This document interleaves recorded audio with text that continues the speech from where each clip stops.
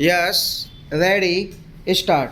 Sir, no government, no party has any magic solutions to those problems, and these problems are going to be with us. The problems of reviving economic growth, the problem of massive unemployment, the problem of resource mobilization, the problem of savings, investment, etc.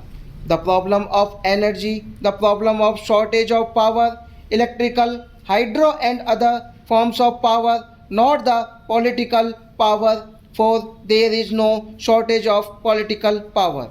But there is shortage of this power where every scheme of areas, every project of areas, almost every unit of enterprise is roadblocked because of the shortage of power and energy. The problem is of finding a happy combination between hardcore economic policies for economic revival with distributed justice, with constraints on the growth of the kind of economic activity which would deprive merit. How to find this balance and how to revive the economy? There are massive problems for which we need a massive national effort, and I am pleading for a new national consensus, the path of the public sector enjoying the commanding heights while we retain freedom of enterprise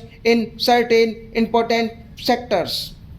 Sir, the President has also in his speech mentioned the international situation, although in somewhat subdued terms because of the gravity of the situation. There is no doubt that the international situation is grim. The psychology of the Cold War is again gripping the big powers. Sir, we have had an occasion to discuss certain developments on our borders, Afghanistan and Pakistan, and I have spoken on them at length, and I do propose to repeat those things.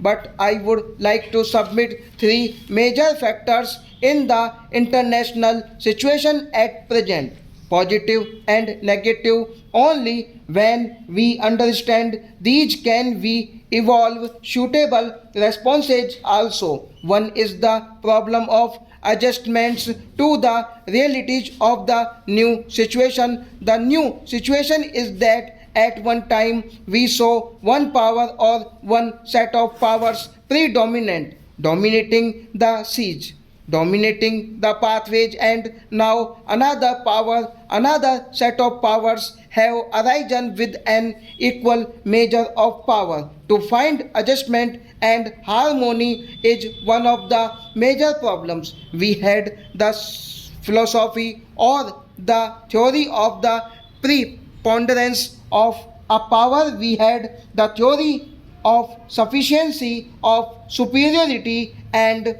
we had the theory of sufficiency of power. Here stop.